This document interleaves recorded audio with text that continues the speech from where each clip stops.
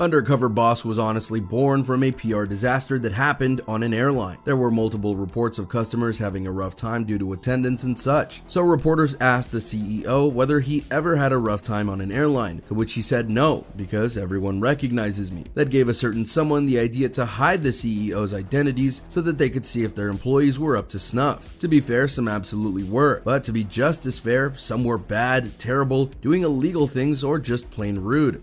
Children and old people are literally the worst I've ever seen in my entire life, because none of them know what they want and they're like literally can't talk. Here's some examples, but before we do that, go ahead and do us a favor by leaving a like on the video, subscribing to the channel, and hitting the bell icon so you never miss an upload from us. And with that being said, let's get straight into the video. Do you want to win an iPhone 12, maybe a MacBook Pro? How about $500 cash? All you have to do is comment the secret hidden message somewhere in this video. That's it. Oh, and leave a like on this video and subscribe to the channel so we can keep affording these giveaways. Winner will be announced at the last day of each month. Thanks for watching and good luck. Number 6, the AB manager. Kept hearing the general manager barking orders. Sir, I need you to drop what you're doing. I need you to take some trash out. And then I heard again. How many hours do you have right now? You're gonna go with him? Oh, okay, good. Is that what he always does? Yeah, that's how he is. Next up, we have another case of a leader doing everything but their job. The CEO of the restaurant chain Checkers and Rallies was in one of his stores as a new employee, and it became really clear that the manager was a monster. Okay. What excuse is there to talk to people without being respectful to them? To the extent that he was barking orders repeatedly and overall being AB to his employees, even being caught on camera, saying that if one of his employees had overtime, they were going to take them outside and beat them up. Who does that? The CEO was so livid that he took him outside, berated him, and noted that you don't belong in that restaurant. So he literally shut it down right there on the spot. Walk up, they will not listen to you unless they. Who's they? The crew. Why would I? I'm CEO for this company.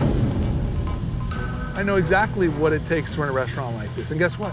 I know the right way to do it, and I know the wrong way to do it. So that those employees wouldn't have to deal with him anymore. That's a decisive action, and one that we can really appreciate, as it showed that he cared for his employees more than he did about the man in charge. Right here, right now, we're going to shut the restaurant down. Number 5, Ronnie. First up, we have an employee from Boston Market. I got you saying a bunch of things about our customers I did. that are really not very nice. It's not wrong of me to hate people. He was an hourly supervisor, and naturally, he was one of the people who had to go and talk with the undercover boss about certain things. However, that's when he actually opened up a little too much with her, because even though he's working in a place where there are customers everywhere, and that his job, and the jobs of others, was to serve them, he noted to the boss that he hated them. Not just hated them, he said he hated them more than anything in the world, to the extent that he said they were terrible, stating that they were always needing something, and that everything was about them, and so on and so forth. My least favorite part is the customer always has to be right. I literally hate customers more than anything in the entire world. I hate them so much. He dug his grave even more when he said that he hated children and the elderly the most because of how annoying they were, how they never knew what they wanted, and that they couldn't talk. Children and old people are literally the worst I've ever seen in my entire life, because none of them know what they want and they're like literally can't talk. Wow. Naturally, the boss pulled him outside and delivered some swift justice by sending him home and stating that he would talk with his manager about what to do next. What I'm gonna do is I'm gonna send you home for the day.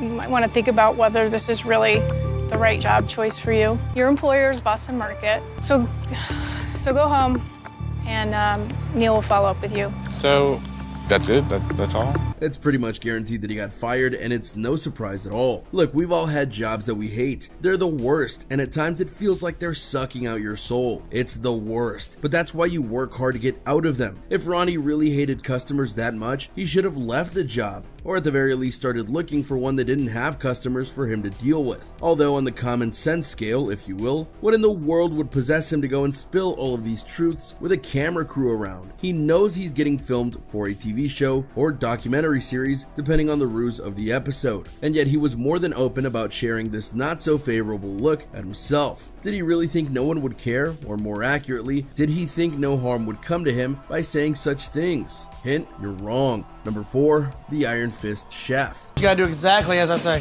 Fear equals respect. I'm taking over. As he stands right now, I would never leave Pete in charge of my kitchen. So now sweep up the gigantic mess you've made on the floor. Next up, we head to Buffalo Wings and Rings, where the creator of the place found out that one of the franchises of his brand was ruling over people with an iron fist. I've heard it all today. I think I've heard it all. That's right. Wes's behavior is definitely a bad representation of my brand. While that technically isn't a crime or a bad thing when handled properly, there's a fine line between being firm and being a jerk. You can't ask dumb people to do smart things. And I'm harsh, I'm over the top. Fear equals respect. As the undercover boss found out, he was beyond a jerk. He was a dictator, so much so that the boss saw him verbally APing his employees over and over again, and noted that fear equals request, where he was. That's not how it's supposed to work at all. Unlike Ronnie, the boss waited until the end of the episode to call out the man by not just revealing who he was, but bringing in some of the people whom he disrespected to call him out as well. Wes, I'm not Pete. Clearly, yeah. My name is Nader Masadi, and I'm the president and CEO of Buffalo Wings and Rings.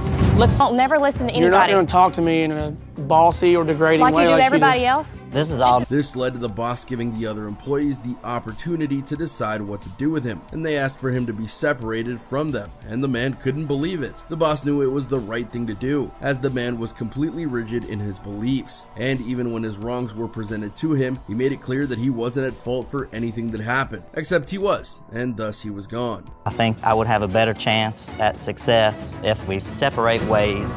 Okay, so I'm gone then. Number 3, Aaron the delivery driver. Finally, we have a driver for Donato's pizza chain. The CEO of the chain went undercover and met Aaron, a delivery driver who at first seemed to be the best driver she could hope for. He was fast, he got things done the right way, and he seemed to like his job. But then he admitted one of the perks of the job was to deliver on campus, where he would see some weird things. Naturally curious, the undercover boss asked what he meant by that, and he noted that many times they would smoke pot, which in and of itself was not his fault, but then he said they would invite him in to smoke with them, and he'd do that. Then he'd get back in his car and do more deliveries at work. She was so angry with him that at the end of the episode she made it clear that he had admitted to something illegal and that she had to let him go. Number 2, Jacqueline. While Renee had his issues, you could very easily argue that the boss couldn't prove he was that way with customers. However, when the head of a bunch of fitness gyms went undercover as a reality show contestant, eager to start his own fitness gym, he met one of his managers in Jacqueline, and she was very much a woman of two faces. At first, she was nothing but kind and sweet and encouraging, even saying it wasn't hard to run the gym. But when they actually started to work together, she went off. She said she wanted to hurt her coworkers. She insulted the members, and when the members were actually talking with them, she willingly called them out loud with the boss right next to her. Then when he made a follow-up joke to a customer who wished him luck, Jacqueline said to another customer that she was going to kill him. That didn't go over well at all. He too waited until the end to instruct her, and he made it clear that she was not what they needed, and nothing you can say will justify what you did. Again, why would she be so open to him when she knew that she was being filmed?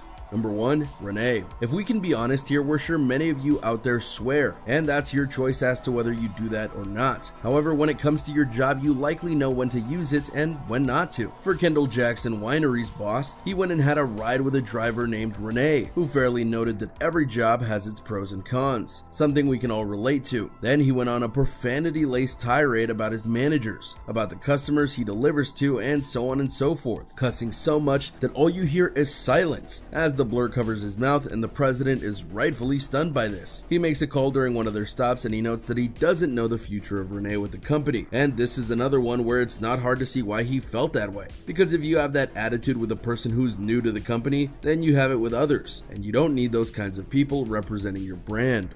And there you have it, everyone, a look at the employees from Undercover Boss that were quite frankly the worst. Can you believe that such people had these jobs and were willing to showcase their terrible behavior on camera? Which of these people are you glad got seriously disciplined or fired right on the air? Do you recall other employees on the show who were just as bad as this? Let us know what you think in the comments down below. Be sure to subscribe, and we'll see you next time on the channel.